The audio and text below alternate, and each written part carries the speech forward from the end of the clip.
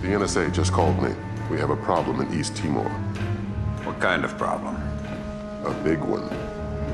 Hello there, Sarah from 17 once again. This is my Splinter Cell, Pandora Tomorrow, hard walkthrough. This is the Jerusalem level, and it is it Geula district? Geula district? I cannot pronounce whatever that is. Apparently it's Hebrew for redemption, but I couldn't tell you the pronunciation for it, so I'm not even going to bother. This is the District Street Market in Jerusalem, in Israel, and this is a mission that I always remember about this game, because you're following this woman. You spend the entire level following this woman who's apparently on your side, and then at the end of the mission she tries to kill you. And it's one of those things where it's like, when you're not paying too much attention to the story, you don't really know why the transition happens, but it happens quite severely, and it's like, oh, that's that lady from the street, and now she has a rifle, so there you go. But this is a really fun level, this, because it enables you to use all the skills you've used so far to navigate these streets. However, this is the first level of the game where I definitely felt a difference in lighting and how it affected the bar. So if you look right now, we are stood in shadow, but the crazy kind of like light that's coming through, filtering through those objects is illuminating us. And it's realistic, but we're still in a pool of shadow. And in the older games, those elements right there that was lighting me up, I say the older games, in the last game, it was cosmetic. It was pretty much cosmetic. So you could get away with being stood in it and it wouldn't affect your shadow meter. So when this game started doing that, it definitely threw me off. The gunshot just then, the reason I did that is because it manipulates the AI to come and stand and turn in the exact same way he did just then. And that enables me to get rid of him, because when you're following that guy through the next sequence of rooms, it can be a bit tricky with the light and with the Jew people. Which sounded kind of racist, didn't it, when I say it like that? But these are actually Jewish people. They're wearing the traditional... I don't know the names for any of this stuff because I know absolutely nothing about Jewish culture except for all the bad stuff, thanks to the Christians. But we're not going to go there. This is not a religious debate. However, these two guys, if you shoot, you can get their attention to move, and then be careful here. I was very quick on that because the civilians do not cause fail states. The civilians can set alarms off and it can get really hairy, but you get a little bit more flexibility with them than you do soldiers, because it doesn't immediately go to the crazy, like, you know, dubstep electronica and everybody starts shooting at you. Which does make sense. But random dude looking out of the window. I'm going to wait for him to leave just in case, and then I'm going to drop onto the crazy thing below me. Apparently somebody heard that as well. That's what I really like about this game. A lot of the sound effects tell you exactly what's happening, and it's that kind of stimuli that I think really makes a game better. And I've actually seen people who complain about that type of stuff on The Last of Us. I think it was on the PlayStation Trophy forums, or it might have been on GameFAQs. It was on one of the two.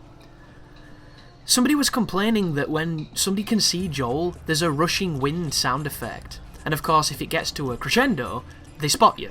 But before it hits that crescendo, it's giving you feedback on things you cannot see before you see them. So you know somebody's looking at you, and if that noise starts to subside, you know you're safe. And it's this fantastic, almost natural gameplay mechanic that you do subconsciously because you understand and your brain processes what it means. I don't know why that happened just then. That guy got, like, all squirrely on the AI pathing, so I just clopped him. And now we're going to go and dump him behind whatever the hell this is. It looks like some kind of wooden coal bunker. But I do think this level is probably the trickiest one so far, just because it's quite long. There's a lot of situations in it which are tricky, and then the section when you go in the elevator is probably the hardest part of the game. For me personally, anyhow. But I can't understand somebody not liking that sound effect. The only thing I can think of is that they want a completely immersive experience and it somehow detracts from them.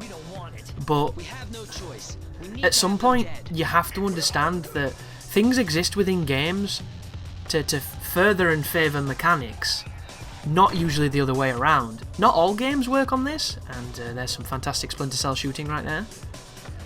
As I get rid of those dudes. I think that's the first guy I've killed, that.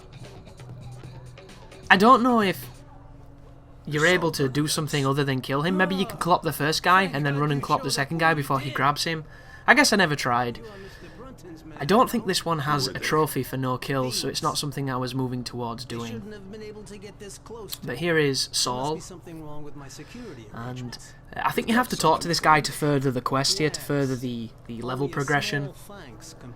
But I'm not entirely sure of a lot of the scripting on this game, and for the most it's quite simple. He's going to move this barrel, and I think this barrel opens up something so that we can go down and continue the level, so yeah. It is just a simple pathing purpose that he serves.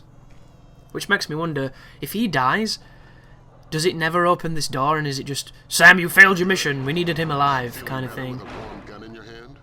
But now we have the SC, is it 2000K, which I think is maybe a prototype name for the F2000, because that gun is the F2000, guys. I have no idea why it has the underslung grenade launcher things for the accessories, or why that suppressor is the size of a small dog, but it is, and it's the future, and it's all futuristic-y, so that's obviously makes sense, doesn't it? Then I run back into this room, see the dude there.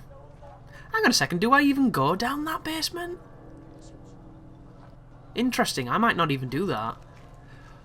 Oh, what am I talking about? There is nothing to go down, isn't there? We used it to get our weapons. That's where our guns were being stored. My bad, folks. Not even paying attention here. In my defense, I have a swollen eyelid, which kind of fucking sucks. So, my eyes are a little bit more waterful than they normally would. And I was doing some Googling to find out what it was, because my eyelid was hurting yesterday and I couldn't really tell why. It was a little swollen, but nothing too bad. And then I woke up today looking a little bit like Rocky. And it turns out it's called a sty. And further researching what this thing was, it is an infection in the eyelid. Staphylococcus, I think.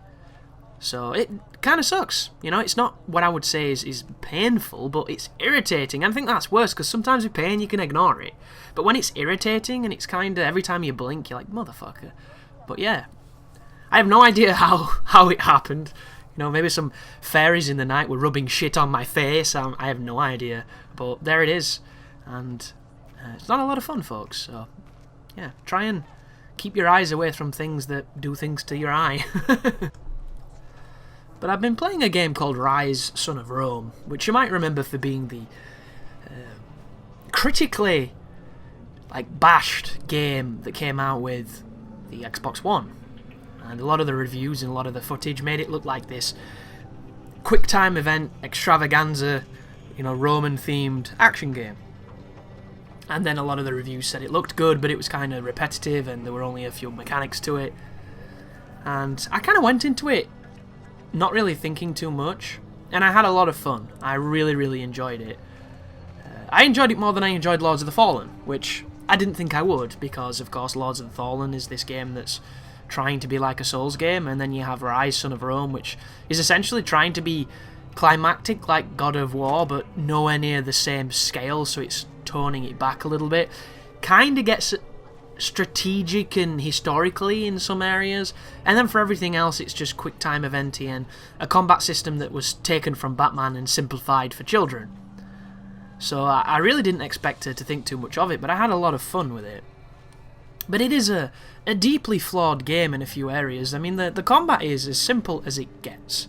You have a light attack, you have a guard break, you have a deflect, and a shield, and a roll, sorry. Each of them are for specific purposes, and the combat works very similar to Batman, whereas you press right and X and the dude will attack the guy on the right, you press left and X and he'll do a couple of steps, dash, and then he'll attack the guy on the left, and you can bounce between enemies. An enemy comes to attack you, you can press A to deflect it and continue to beat them up, and you have a multiplier that's building that, I don't really know what the multiplier does on that game. You go into this Phoenix mode, I think it's called, or Burning mode, where you get this crazy picture. I didn't notice if it did anything at all, you know, and you have this ability to slow people down with this special you can do, and the game rewards you for doing perfect button presses, which I think is really, really good, which is essentially the critical hit feature of Batman. But it falls down on things that Arkham games have already done. For instance, if two enemies attack you simultaneously, you can't block both of them. You'll block one and you'll take a hit. It's unblockable. The only thing you can do at that moment is to dodge. And the problem with the dodge is, it's so fucking worthwhile, you can still get hit. So there's these moments on that game where, when it's flowing, and when the enemies are attacking and waiting the turn and being good people, it feels like a really fun, dominant game where you can get really high combos, destroy everybody, and feel pretty good for doing it, getting legendary ratings on your executions, getting perfect hits on everything, getting a nice XP bonus, and feeling like a badass. And then one dude will come up to you, start swinging, just as someone else has started swinging, and you press deflect twice, and it doesn't work. You hold deflect, it doesn't work. You try and evade, and somebody hits you. Like, I just hate games that have systems and rules, and then they don't work. It's one of the things that winds me up the most. Like, in Batman, if you do a ground execution, you are completely vulnerable.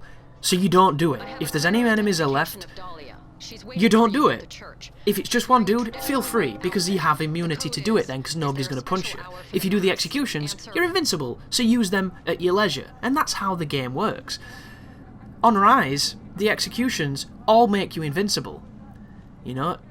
Yet, you can't block more than one attack at the same time. It's like, what's the fucking point? And the roll, it covers no distance. And it's just this really frustrating thing of this one thing brings this entire combat system down. And this combat's not complicated, guys. It's as simple as any game I've ever played. Like one of the bosses, called Boudica, who, if you know anything about British history, you should remember, or you should know that name. She runs at you and does a big combo, what the game expects you to do this sequence of deflects on. But if you use Y and you bash her with your shield, you can then hit a full 3-hit combo, back up, and she'll charge you again. And then you hit her with your shield, do a full 3-hit combo, and then you back up. And on the hardest difficulty, you can loop the boss easily without ever having an issue with it at all. Like, you get no benefit for perfectly deflecting things. The only one exception is if somebody does a red move, which the game wants you to avoid. If you do a deflect that's really close to when it lands, you'll deflect it instead of taking damage. But there's no instantly kill somebody after doing a perfect deflect. There's no real reward for doing it. There's no incentive to really do it. And then you have the ability to charge a light strike and charge a heavy strike, and both of them don't do that much damage, and they have really big wind-ups, and a lot of the enemies attack quite quickly. So if you try to do them out of sequence, they just get interrupted. Because it's just like Batman, when you get hit, you flinch. So it's this really strange imitation of a Batman combat system, simplified to the point of almost being not worth doing, and then there's a ton of these really interactive quick-time executions, which I personally quite enjoy. And it's just a really strange game. It's a very tough game to recommend. And the only thing breaking it up are some slower sequences where you run around an environment that's very linear and there's very little to do except for breaking stuff. And then the other thing is when you get your team on you, you can do these form-up phalanx position moments where you move forward throwing spears and covering each other with shields. And it's a really cool idea, but it's essentially, you know, rock, scissors, paper, but just with rock and scissors. And it never changes, and you do it a handful of times through the game. So it's a game that looks rather beautiful, performs decently, has a decent combat system, but nothing else. And if that's not enough for you, you'll probably hate it. You'll probably think it's a really piss-poor game. And I think it's a shame, because I think what Crytek have done is they've made something really interesting. It's just they've just not made enough of it, and they've given it this super superfluous multiplayer, which I was like, how the hell are you going to be competitive on this multiplayer? Because the game is just not depth. It doesn't have enough depth at all. Like, I just didn't understand how it would work, and it turns out it's not competitive, so it's co-op, and I thought, well, that may make some sense. And then it turns out you can only have 2 people playing, which, what's the fucking point, man? If there was 8 of you, then I could understand the draw to it, but when there's just 2, it's very restricted, and it does this weird thing where I thought you'd share the multiplier for your combo so it'd incentivise teamwork and each of you helping each other with abilities and things. But it turns out you both have individual combos and you're kind of competing, even though it's meant to be co-op.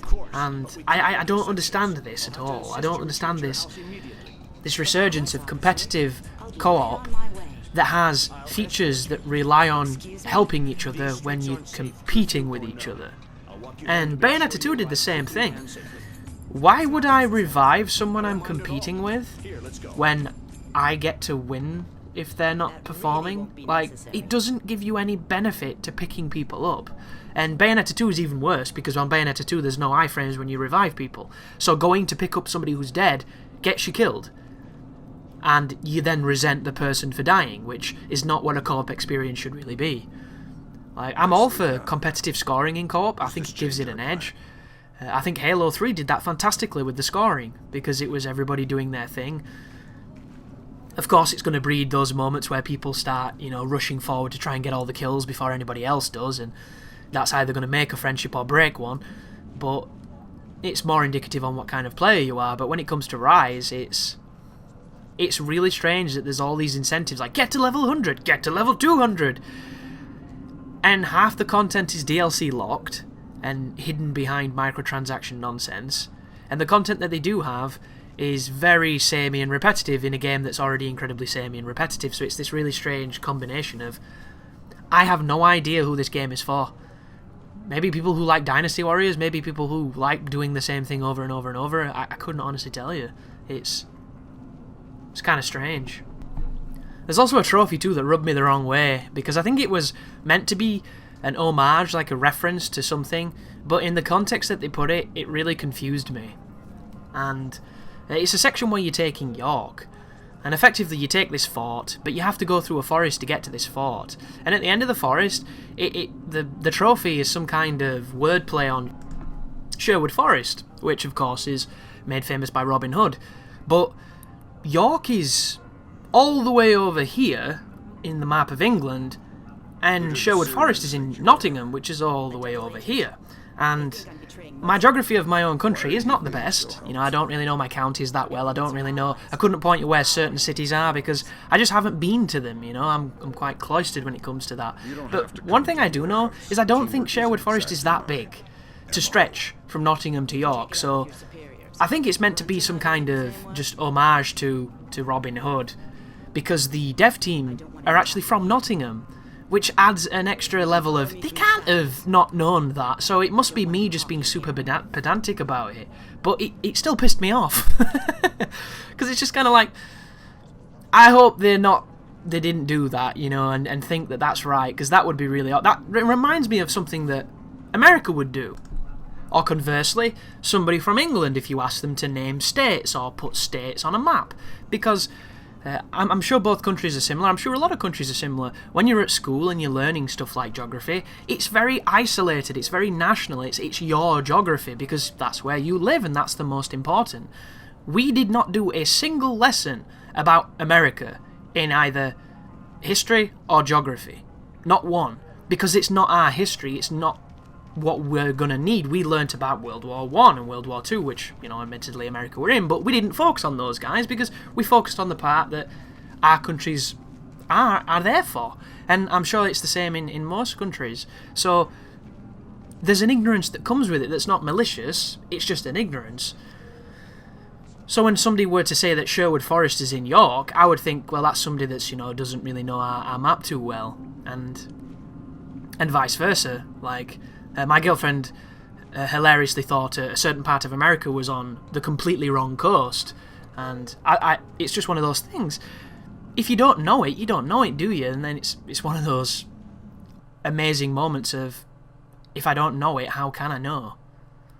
And it sounds really redundant, doesn't it? But it is a truism. It's like when you watch Who Wants to Be a Millionaire when it was on back in the day, and it's like, the questions are only easy if you know them. It's like, well, thanks a fucking lot, dude. The sky's only above us if you're not upside down. Like, come on. It's so just redundant, but still true. But thank you for watching, guys. I will see you in part 2, where Jerusalem gets a hell of a lot more difficult. You take care now.